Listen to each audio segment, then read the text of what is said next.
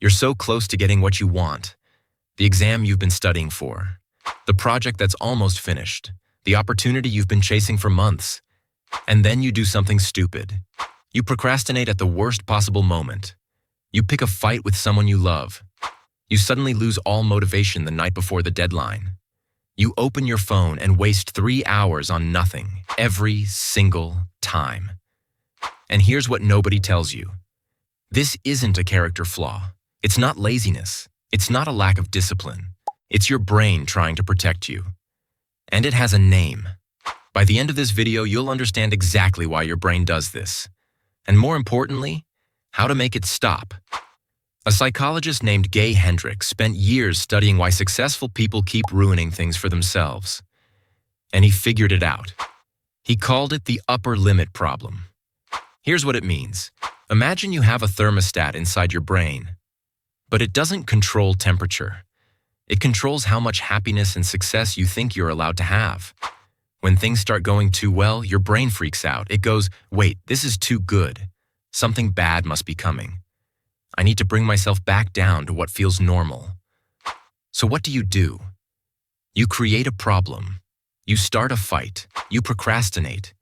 You convince yourself everything is about to fall apart. Not because anything is actually wrong, but because feeling good feels wrong. Your brain would rather feel stressed, because stress is familiar. Stress feels safe. Success? That's the scary part. Here's a real example. You get an amazing grade on a test. Instead of being happy, within a few hours, you're anxious. You start worrying about the next test. You convince yourself this one was a fluke. You pick a pointless argument with a friend. You eat junk food until you feel sick. Anything to get back to that familiar feeling of stress. Does any of that sound familiar? If it does, don't worry. There's nothing wrong with you. There's a real reason your brain does this. And we're about to break it down. But here's the disturbing part. The upper limit problem is just the surface. The real question is, why is your thermostat set so low in the first place? Hendricks found 4 deep fears hiding behind self-sabotage. And I promise you, at least one of these is going to hit you like a truck. Fear number 1. The belief that something is wrong with you, not just, I'm insecure. This goes deeper than that. Deep down, you believe you don't deserve good things. That if people really knew you, the real you, the messy you, the you that nobody sees, they'd take everything away. So when something good is about to happen, your brain says, if I succeed, people will pay more attention to me. And if they pay more attention, they'll figure out I'm not who they think I am. So it's safer to fail quietly than to succeed and get caught. Psychologists call this your critical inner voice.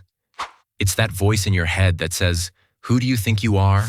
Every time something good happens. And most of the time, that voice isn't even yours. It's something you picked up as a kid, from a parent, a teacher, someone who made you feel like you had to earn the right to exist. Fear number 2. The fear of outshining the people around you. This one is sneaky. Maybe you grew up in a family where being ambitious made you the weird one, where doing better than your parents felt like a betrayal, where standing out got you punished, not praised. So your brain makes a deal without telling you. I'll stay small. I won't outshine anyone. And in return, nobody leaves me. You're not failing because you can't succeed. You're failing because some part of you believes that success will cost you the people you love. And the cruelest part? You don't even know you're doing it. If any of this is making you rethink things you've done in the past, hit subscribe. This channel is for people who are brave enough to question their own patterns. And that takes real courage. Fear number 3. The belief that success will just make your life harder. You think, if I get the promotion, I'll have more pressure, more responsibility, more people watching me, more chances to disappoint everyone. So instead of stepping up, you step sideways. You get busy with things that don't matter. You tell yourself you work better under pressure, so you leave everything to the last minute. And then, when it doesn't go perfectly, you say, "See, I knew I couldn't handle it." But here's the truth. You didn't actually test whether you could handle it. You set yourself up to fail on purpose, so if it doesn't work out, you have an excuse. I didn't really try, so it doesn't count. Psychologists call this self-handicapping, and it's one of the most common things high achievers do without realizing it. And fear number 4, the one that connects to all the others. The fear that if you succeed, everyone will realize you don't actually belong there. About 70% of people feel this at some point. It's called imposter syndrome. And the most ironic part? The people who feel it the most are the ones who are actually the most capable. Because every time you win, the stakes go up. Every achievement becomes a new standard you're scared you can't maintain. Every success is just more evidence that you've somehow fooled everyone. And the crash is coming.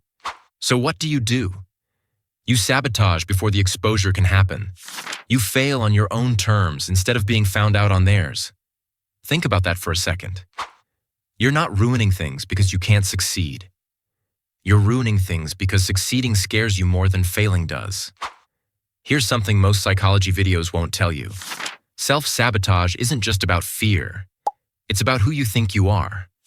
When you succeed at something big, your life changes. And that means you have to change too. You have to become a version of yourself you've never been before. A version with no track record, no proof that you can handle what comes next. And that's what's actually terrifying. Not the failure, but the person you'll have to become. Think about the student who's always been the smart one who procrastinates. If they stop procrastinating and actually reach their full potential, they lose that identity. They lose the safety net of, "I could have done better if I'd actually tried." That line, "I could have done better if I'd tried," is the most expensive lie high achievers tell themselves. It protects your ego, but it guarantees you never find out what you're actually capable of. It's like there are two versions of you. One wants to grow, the other is terrified of what happens if you actually do. And every day, they're fighting each other. You pursue something, then you pull back. You commit, then you sabotage. And afterward, you're just confused, wondering why you keep doing this to yourself. So how do you stop? First, know this. Self-sabotage is not a permanent part of who you are. It's a habit your brain learned. And anything your brain learned, it can unlearn. Here's how. Step 1. Name the fear. Next time you catch yourself procrastinating, picking a fight, or losing motivation right before something important, stop. Don't beat yourself up. Just ask one question. Which of the 4 fears is behind this? Am I scared I'm not good enough? Am I scared of losing people? Am I scared of more pressure? Am I scared of being found out? Just naming it takes away half its power, because self-sabotage works best when you don't notice it. Step 2. Train your brain that good things are safe. You can't jump from "I don't deserve success" to "I deserve everything" overnight. Your brain won't believe it. Instead, start small. Someone gives you a compliment? Don't brush it off. Just say thank you. Finished a project? Don't immediately jump to the next thing. Sit with it for 5 minutes. Let yourself feel good about it. You're basically training your nervous system that it's okay to feel good. That something good can happen without something bad following right behind it. Step 3. Stop tying your identity to your results. This is the big one. As long as who you are depends on what you achieve, success will always feel like a test you might fail, and you'll keep sabotaging to avoid that test. Psychologist Carol Dweck found something important. If your whole identity is built on results, grades, achievements, what people think of you, then every failure feels like it's proving you're not good enough. So you stop trying, just to avoid that pain. But people who define themselves by effort, by the willingness to show up and try. They don't need to sabotage. Because even when they fail, it's not a verdict. It's just information. And step 4, predict the crash before it comes. This is the most powerful thing you can do.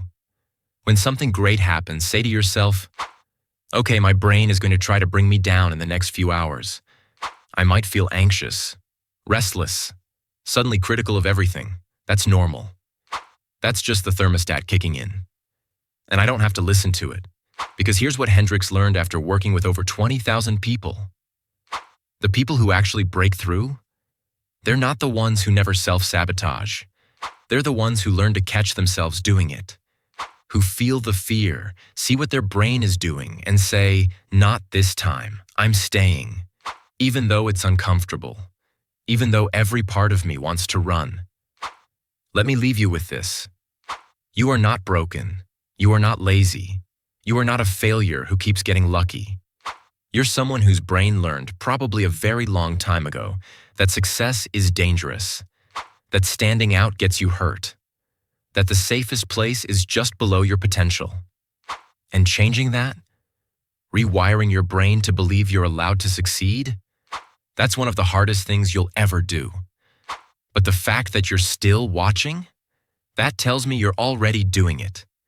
If this video explains something you've been struggling with, tell me about it.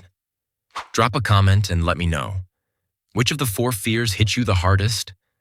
I read every single one. And if you know someone who does this to themselves, who always ruins things right when they're about to work out, send them this video. It might change how they see themselves. I'll see you in the next one.